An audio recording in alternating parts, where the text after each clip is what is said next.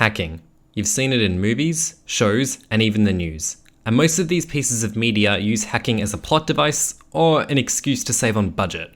Because sure, someone can just break into a bank, hijack the vault, kill all the guards and leave no witnesses, extract the money and escape, as the bank explodes behind them. Or, on the budget side of things, oh boy, I'm gonna hack into the bank now. And a simple, I'm in, is all that's needed. You see, media depicts hacking as some kind of magic that's really hard to understand. They've done such a good job of depicting it, in fact, that they can't even understand half the BS that they've written. Hacking is widely misrepresented throughout most films, as it's shown to be a lot more complicated than what hacking actually is. Writers pull out all kinds of vocabulary that don't make sense, even to real hackers. They just googled how to hack and clicked on the first WikiHow result.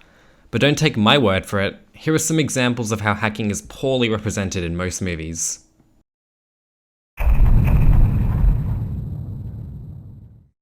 James Bond is an incredible spy, maybe even the world's best. But a spy is nothing without their nerdy teenager hacker sidekick, because adults don't know anything about computers, obviously. It has to be a nerdy teenager with glasses and a short, hacker-like name. Can you guess which letter in the alphabet is this hacker's name? It's Q. Anyway, let's take a look at a scene from Skyfall, where Q is hacking into a computer so the story can progress.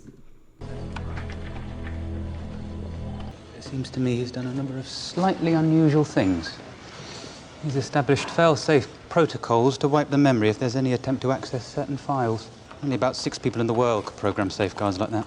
Apparently, I'm one of the 6 because I can program a fail-safe guard. It's really easy. Here it is in action. See, I'm hacking the computer. Oh, what's this? Important government documents. Whew, don't mind if I do. And nothing opened. And if I try to open it again, you can see that the file has vanished. I wrote that with these 2 single lines of code in under a minute. So where's my hacking internship, Bond? Only about 6 people in the world could program safeguards like that. Mr. Silver. We're in. You're going to notice a common technique that producers will use to visualize the hacking. It's to have random 3D graphs and text scrolling that doesn't actually mean anything.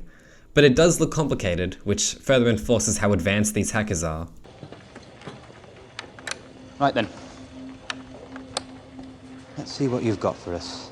Okay, now watch this. Q is plugging in an Ethernet cable into his laptop. This little snake-looking cable is used to connect a device to the internet, meaning that Q wasn't already connected to the internet. So how is he getting all this data we see in the background without having access to the internet? Oh, right, he's a master hacker. Sorry, forgot. He can do things that don't make sense. And speaking of things that don't make sense, apparently one cable wasn't enough because he's actually plugging in a second cable right now. Getting second access to the internet doesn't actually help at all. It doesn't make your internet speed faster. If anything, it makes it slower because he's just using twice the amount of data without increasing the speed. Once again, he's a master hacker. This is evident that writers have no idea what they're writing and are prioritizing entertainment over realism.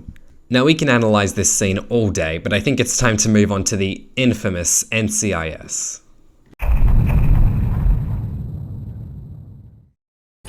No way. I'm getting hacked. They've already burned through the NCIS public firewall. Well, isolate the node and dump them on the other side of the router. I'm trying. It's moving too fast.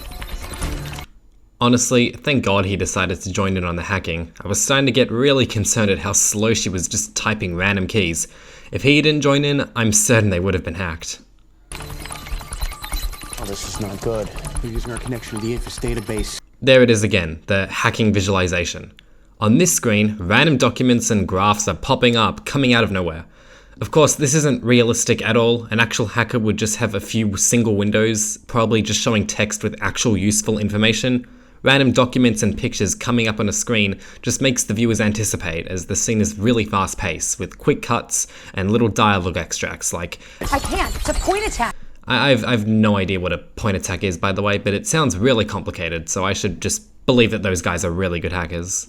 It's not possible. This is DoD level 9 encryption. It would take months to get built. What is that, video game? What do you think you're doing? Okay, you're talking with your mouthful and not helping at all. We could use a third pair of hands on this keyboard, you know. What are you? We're getting hacked. Take it in Abby's computer. The entire NCIS network is next. Okay, I didn't understand a single thing that was coming out of his mouth, but I did hear the word puberty. They get in Abby's computer the entire NCIS. Do writers actually think that they're being so smart by having the character talk about puberty and hacking? It doesn't make sense at all. I can't stop him. Do something, McGee. I've never seen code like this. Finally, something I can agree with. I too have never seen code that looks like this. Because it's not code, you're looking at pictures and graphs, that's not code. Anyway, this scene demonstrates how editors use quick camera cuts and footage of random complicated looking graphs to confuse the viewer. If the viewer is confused, they'll assume that these hackers are really advanced and doing hacker things on screen, when in reality they're typing this. Nevertheless, it still gets worse. Hackers is a film where these group of hackers attempt to hack an ice cream store to expose a child serial killer. You can't tell me I'm wrong, because the truth is you haven't seen this film. Now, when I roll the clip, pay attention to the mise-en-scene and the props that they're using. Alright, here we go. Alright, stop. What is that? I think his child painted on his keyboard or something, but it probably makes him a better hacker. You wouldn't understand. I'll head him off at the pass. And this is another type of keyboard. I mean, what is this? These keyboards look nothing like the keyboard Q was using from Skyfall, so one of these films is lying.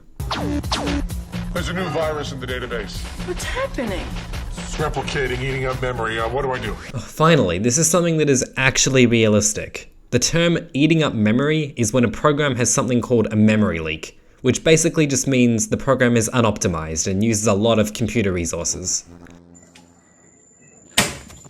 Programs like Chrome, Zoom, and Snapchat all have these issues.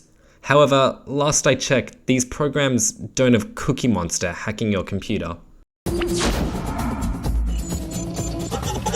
rabbit is in the administration system. Send a flu shot. A flu shot? Ooh.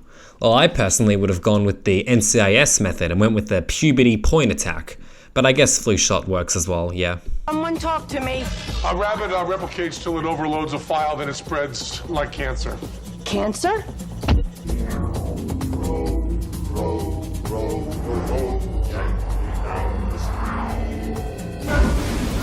Okay, and now there's a boat. Look, this film is very random. We're just gonna cut it here. This film shows some wonderful hacker-looking props that don't make sense. Like, where is this scene even taking place? What are these hacker-looking walls? The mise-en-scene is used to just further confuse the viewer and make things look complicated and hacker-like, because none of these films know what it looks like to be a hacker. So I thought I'd show them. I made 2 short films, one conforming to these rules that these hacker movies have shown, and the other being a realistic hacking film. Please enjoy, you can guess which one is which. Warning. Warning. You have been hacked. What's this? I'm being hacked? Oh, they don't know what they're in for.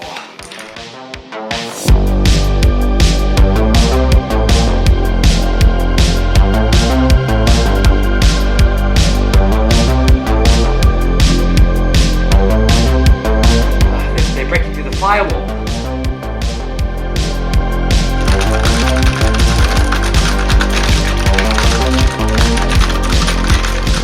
They're not ready for my triple DDoS graphics driver puberty attack.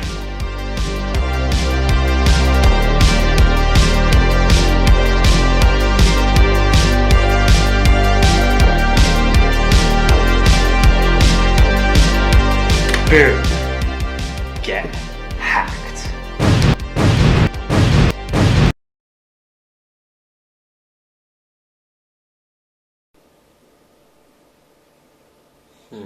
Okay. But if I do that and that, what is that? What does that even mean, dude? Let's see.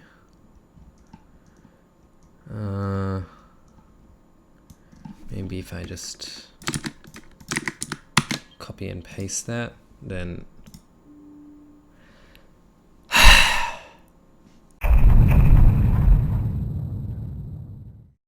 concluding all this, people who make these films have little to no idea about any of these hacker conventions or names. They throw random sounds, visuals, and dialogue to make the viewer feel engaged, but still confused on what the hell these hackers are up to. But the important thing is this. I'm certain these people know that what they're writing and producing is unrealistic. I understand why they choose to represent hackers in the unrealistic way that they do, because it's more entertaining. I mean, who wants to sit and watch a guy at a computer for 10 minutes just scrolling through documentation and mumbling to themselves? Obviously, the fast-paced, action-like scenes which build tension and engagement are more entertaining, even though they're unrealistic. So I guess what I'm trying to say is, if you like a movie and find it entertaining, at the end of the day, that's all that matters. I just feel like it's at least important to point out all these unrealistic representations of hackers in media. Thanks for watching.